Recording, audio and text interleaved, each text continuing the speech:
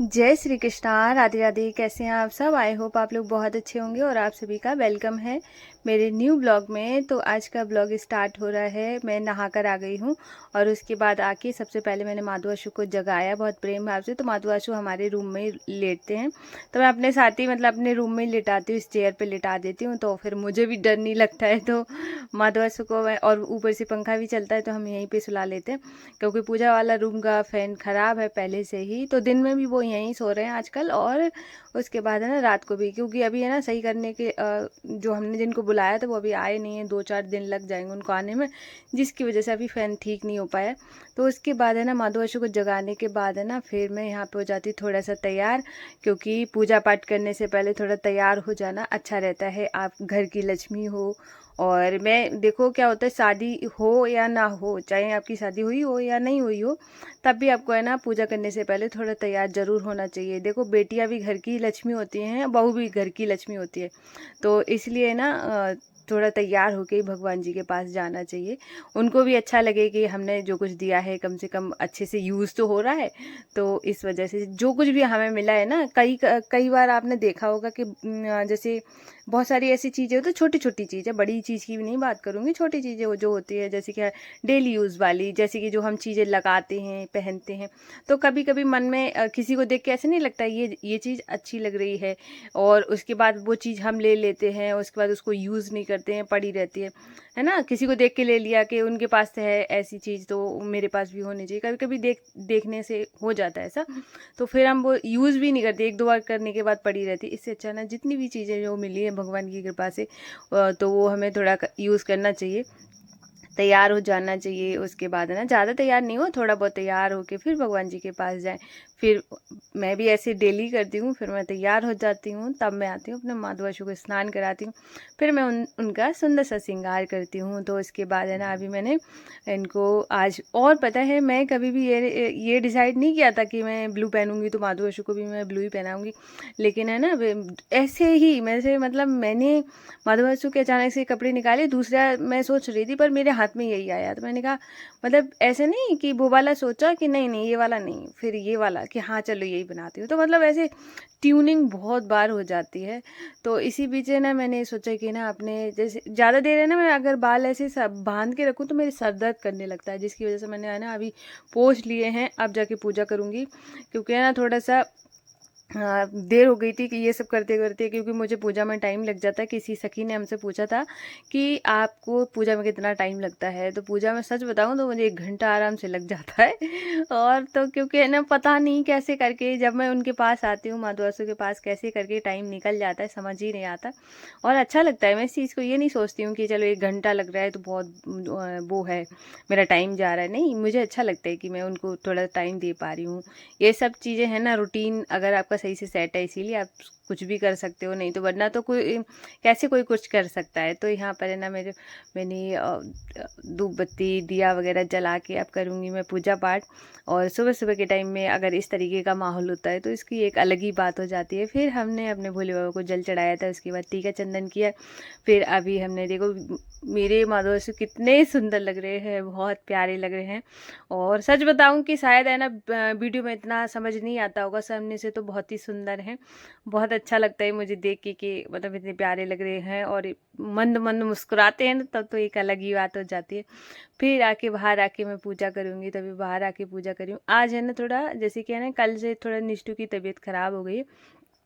उसके ना थोड़ा यहाँ पे नोज़ के पास में एक थोड़ी सी फुंसी टाइप की निकल आई, उसकी वजह से उसका फेस पूरा स्वेलिंग आ गया है, और साथ के साथ फीवर भी आने लगा है। तो इसकी वजह से ना थोड़ा सा वैसे नहीं रहता दिमाग, थोड़ा सा टेंशन जैसा रहता है मुझे ना। मैं सब कुछ ऐसे बर्दाश्त कर सकती हूँ, जैसे नहीं अपनी बीमारी, पर बच्चे की नहीं हो पाती ना।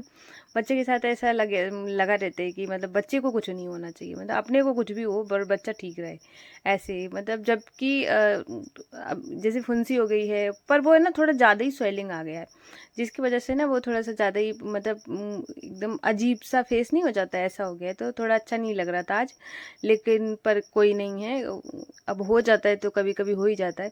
तो यहाँ पर है ना, और पता है क्या हुआ, जैसे ये कल का ब्लॉग है, 6 तारीख का ब्लॉग है, तो पहले जब स्कूल का मैसेज आया था तब 6 तारीख से ही स्कूल खुल रहे थे, तो उसी के बाद है ना फिर मेरी एक बहुत गंदी आदत है कि मैं कभी भी व्हाट्सअप बहुत कम चेक करती हूँ। मैं व्हाट्सअप को खोलती ही नहीं हूँ, तो मुझे ऐसे, या फिर मैं कभी कभी ऐसे मन आ जाए तो चलो ठीक है देख लेती हूँ किसी ने क्या लगाया है। तो मैंने देखा ही नहीं कि सात मतलब 6 कैंसिल हो गया, 7 से स्कूल खुल रहे। तो फिर मैंने ना पूरा तैयारी कर ली खाना वगैरह सब बनाने के लिए। मैंने सोचा कि ना किचन आज है ना मटर की सब्जी बना रही थी, तो मैंने आलू भी डाल दिए क्योंकि मैंने सोचा कि शायद है ना पापा को पसंद ना आए खाली मटर, तो मैंने आलू भी डाल दिए थे। तो इसलिए मैंने आलू भी डाल दिए थे। फिर बाद में ना, और मुझे ना मैंने जो ये होती है ना वाइट वाली मटर, ये पहली बार बनाई थी और मुझे इसका कोई आइडिया ही नहीं था कि मतलब कितना बेसन लगानी चाहिए। तो मैंने 3-4 लगा दी, जिसकी वजह से पूरा घुल गई बुरी तरीके से। तो मुझे बाद में मुझे मम्मी से मैंने पूछा था, उन्होंने कहा था कि ज़्यादा नहीं लगाई जाती, सिर्फ 1-2 लगाई जाती है अगर मतलब ज़्यादा देर सिम पे चला रखा है तो और मैंने ज़्यादा लगा दी, फिर ये दाल जैसी हो गई। लेकिन पापा को बहुत अच्छी लगी, सबको ही बहुत पसंद आई, तो अच्छी लगी। लेकिन मैं चाह रही थी थोड़ी खड़ी खड़ी रहती तो मैं इसको अलग से फ्राई भी करती। और माधु अशु के लिए मैंने पहले ही से ही तड़का लगा के, उनकी थोड़ी सी ड्राई ड्राई बनी है, इसमें मैंने गर्म पानी ऐड किया था क्योंकि है ना ड्राई वाली पापा नहीं खाएंगे, तो इस वजह से मैंने यहाँ पे सब्जी बन गई थी। फिर उसके बाद माधु अशु की बनाई, फिर प्याज वाली बनाई, फिर किचन साफ किया पूरा, सारे बर्तन अच्छे से धुले, पूरा किचन में सब कुछ बिल्कुल क्लीन करने के बाद तब मैं आटा लगा रही हूँ। क्योंकि सब्जी मैंने इसलिए जल्दी बना दी थी पापा वाली, क्योंकि अब उनका कोई टाइम नहीं रहता है ना कि कभी भी चले जाते हैं कभी भी आ जाते हैं, तो फिर है ना खाना पीना थोड़ा टाइम से ही बनाना पड़ता है। तो फिर इस वजह से मैंने सब्जी दोनों की बन गई है, हमारे माधव आशु की भी बन गई है, पापा वाली भी बन गई है। बाद में मुझे पता चला स्कूल का कैंसिल हो गया है, तो फिर मैंने सोचा कि चलो ठीक है। और निष्ठू को भी रेडी भी कर दिया था, तो लेकिन फिर से दोबारा से यूनिफॉर्म वगैरह उतार दी थी, अभी मतलब नहीं उतारी थी। यहाँ पे आटा वगैरह सब कुछ हो गया था पूरा रेडी। बाद में पता चला कि अब तो जाना ही नहीं है, और मुझे भी ठीक लगा कि मैंने चलो बीमार है तो अभी आज कैंसिल हो गया तो कोई बात नहीं है। और वैसे है ना तबीयत खराब हो तो रोक भी लो, कोई बात नहीं है। लेकिन अभी ना उसका फर्स्ट डे है तो उसका खुद का ही मन था जाने का, तो वो खुद से ही एक्साइटेड थी, तो मैंने कहा चलो जाने दो।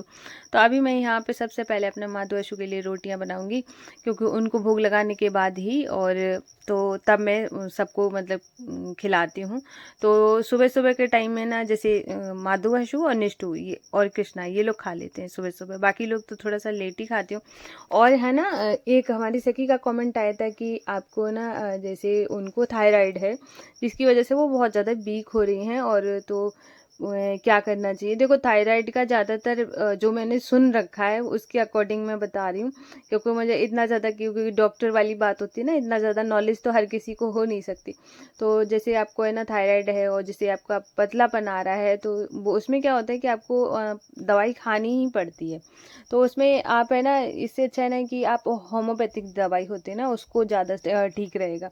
एक तो वो नुकसान नहीं करती हैं, सबसे बड़ी बात है ना, और दूसरी बात है ना उससे ना जड़ से ख़त्म होने का चांस ज़्यादा रहता है। और ये वाली जो होती है ना इन दवाइयों से, उस वो वाली खाओगे तो मुझे लगता है कि ज़्यादातर लोग ऐसे ही बोलते हैं कि उससे ज़्यादा जड़ से बीमारी ख़त्म होती है, लेकिन टाइम थोड़ा ज़्यादा लग सकता है, लेकिन कोई बात नहीं। और जैसे इसमें क्या होता है, जब आगे पतलापन जब ज़्यादा आता है ना तो होता है कि थोड़ा सा अच्छा नहीं फील होता है। तो इसके लिए ना जैसे अगर आपको दूध अलाउ, एक बार डॉक्टर से ज़रूर पूछ लेना, क्योंकि ये सारी चीज़ें डॉक्टर से पूछना ज़रूरी रहता है। तो दूध में जैसे कि आपको ना ड्राई फ्रूट जैसे छुआरा हो गया, और उसके बाद है ना मखाना, छुआरा और किशमिश, ये तीनों चीज़ें लेकर आपको बॉईल करनी है। दूध जब है ना थोड़ा सा वैसा हो जाए, गाढ़ा जैसा हो जाए, तब आपको उसको पी लेना है और रात को पी के सोना है। क्योंकि जितना फैटी चीज़ें खाओगे ना उतना ज़्यादा आपके बॉडी को लगेगा। और साथ के साथ आप सुबह के टाइम में ना दही और आलू खा सकती हो, थोड़ा सा चीनी डाल के। तो ऐसे ये सारी चीज़ें है ना थोड़ा फैट बढ़ाती हैं। फिर भी है ना आप वो कुछ भी लेने से पहले एक बार डॉक्टर से ज़रूर पूछ लेना। और अभी है ना मैंने माधु अशु को, और हाँ मैं आपको एक चीज़ दिखाती हूँ जो कि मैं दिखाने वाली थी, मैं भूल गई हूँ।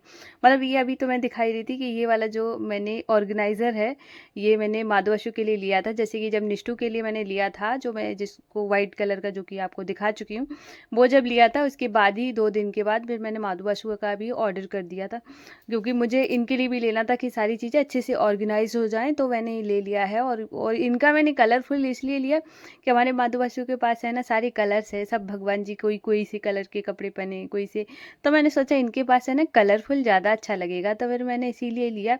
और मुझे तो बहुत खूबसूरत लग रहा है इनके पास रखा हुआ। सारे बॉक्सेस में मैंने सारी चीज़ें अच्छे से ऑर्गेनाइज़ कर दी हैं। और उसके बाद है ना बस ये लास्ट वाला है जिसमें मैंने अभी इसको ऑर्गेनाइज़ करना है, जिसमें मुझे उनके मतलब जो भोग वाली चीज़ें हैं वो सारी चीज़ें अभी ऑर्गेनाइज़ करनी है। अभी तो मैंने ऐसे ही रख दिया है। और उसके बाद है ना अब बारी हो गई थी संध्या आरती की, और देखो कितना सुंदर लग रहा है। और सबसे अच्छी बात है ना बिल्कुल छोटी सी जगह पे आ गया है और बिल्कुल मंदिर के पास ही है, जिससे जब भी पूजा करने की ज़रूरत हो, मतलब जब भी पूजा करो, माँ तुलसी का श्रृंगार करो, झट से कपड़े निकाल लो, उनकी ज्वेलरी निकाल लो और उनको तैयार कर दो। तो अभी बस हाँ, इसीलिए मुझे बहुत ज़्यादा पसंद आया है। अगर आप लोग को पसंद आया हो तो मैं आपको है ना लिंक दे दूँगी, तो वो वहाँ से आप ले सकते हो। तो अभी है ना फिर मैं अब करूँगी आरती। तो यहाँ पे मैंने दिया जला लिया है, कितना खूबसूरत लग रहा है। फिर हमने अपने माँ तुलसी की आरती की और शाम का टाइम है। और यहाँ पर है ना और आज है ना जैसे कि ना मैंने ज़्यादा कुछ अच्छे से ब्लॉग शूट नहीं किया है, क्योंकि जैसे निष्ठू की तबीयत ख़राब है, तो जिसकी वजह से उसके पास ज़्यादा बैठना पड़ा।